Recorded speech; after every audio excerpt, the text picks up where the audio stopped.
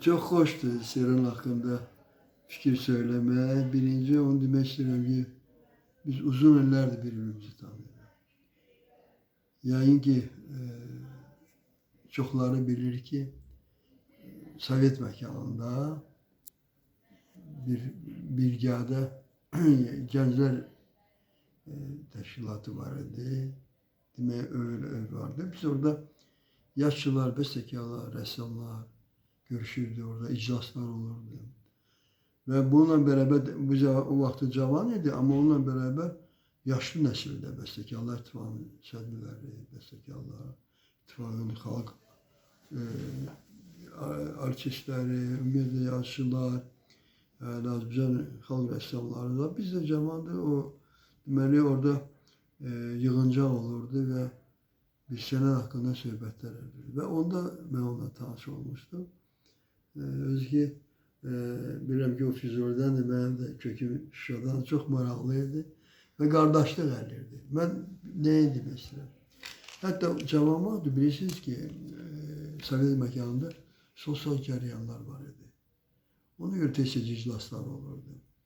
Musiqi sahəsində də, yaşlılarda da, rəssamların özündə də o hadisətlər olurdu. Sol yaşlılar var idi və bu da çok maraqlı yazıları vardı. Bilirsiniz, bizə həmişə hansısa bir əsər işləyəndə hansısa bir fərqli obrazı çəkmək lazım idi, ya pamukçu çəkmək lazım idi. Amma şundadır ki, yaradıcı insan olmak başka şeydir. Seyran doğrudan da yaradıcı insandır. Yaradıcı insanların da talihi biraz çətinlidir. Ve ona göre biz dünyaya baksak bizim daha yaşlılarımız ya bestekarlarımız ya ressamlarımızın hayatı çok ağır olur. Seyran'da ki çok maraqlı, hele genç vakti çok maraqlı hikayeleri vardı. Çok maraqlı. Yani standart olmayan bir şeyler, elə fikirler, elə yazıları vardı ki maraq uyandırdı. Ve biz öyle həmişə bir yerde olmuşuq çok vardı, çok. Özellikle bilirsiniz bir tane yaxşı maqam var idi ki, ümumiyyətlə o zamanı biz götürsək, bəstəkarlar, yaşlılar, rəssamlarla dostluq edirlər. Qara Tahir Salaq, ya Arif Məlisim, ya yani doğrudan da çok sıx əlaqə var idi. Bu əlaqəni bir gün yaşadan Firəngiz xandır. Ressamları çağırır, yubiley olanda hansı bir musiki, təzə bir yazılan bir əsər qulaq asmaq üçün ya yazıçıları çağırır, alimləri çağırır. Yeganə var, Firəngiz xan bu ənənəni yaşadır. Və ona görə o vaxtı biz yazıçıdır, bəstəkardır. Ola bir də bilirsiniz, mən də biraz gecələr işləyirdim. Bir də qapını dördü, gecə 2-3'dü. Uşaqlar gəldilər, yemək, içmək.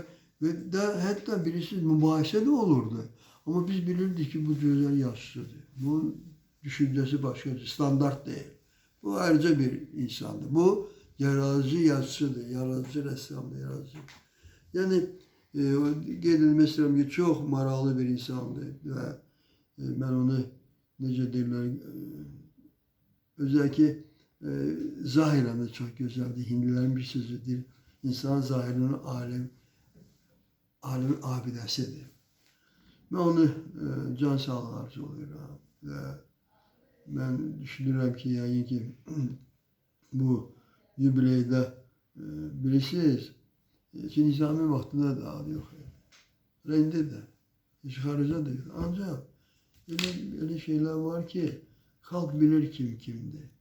Ona göre devlet seviyesinde olan yubileylerde elbette ona mənə gəlir ki, en büyük ada layık olan bir insandır. Bir yazıcı gibi, bir şəxsiyyət kimi, bir insan kimi. Bilirsiniz, ona göre biz yaratıcı insanlar kimdən sözü xahiş edə bilər, amma özümüzdən ötürü heç vaxt. Ben ona can sağlığı arzulayıram. Yeni əsərlər arzulayıram. Və bir neçə dəfə də mən Yaşlılar İttifaqında, yubileylərdə iştirak etmişəm, o kitablarını almışam. Və edilmək istəyirəm ki, doğrudan da son sözümü demək istəyirəm. 60-cı, 70-ci illər Azərbaycan mədəniyyətinin incəsənətində Renesans dövrü idi. Bir gün ümumiyyətlə baxış, bütün ənənə, bütün dəyərlər, dünyada gedən proseslər göstərir ki, hər şey ekonomika puldan danışır. Amma o vaxtı yox. Hətta biz Sovet məkanında yaşıyorduk. Amma o zaman yaradıcı insanlar, yaradıcı işlərlə məşğul olan. Hətta bir sərdə mən musiqi qulaq asıram, Nizamiyə kiminsə sözlərini, mahnılar qulaq asıram. Amma bu Sovet vaxtı necə belə bu sözlər keçir? Necə ola bilər belə? Yəni demək istəyirəm ki, doğrudan mən çox şadıyım onun haqqında bir-iki söz deyirəm. Mənim canciyərimdir, mənim bratımdır. Ona necə deyirlər, can sağlığı, ən vacib həyatda can sağlığı. Və bilirsiniz, hər bir dünyaya gələn adam düşünən müşahidəçi olmalıdır. Çünki insanlar nədə qalır? İnsanın xalqın yaddaşında qalmaq üçün öz əsərlərini, öz əməllərini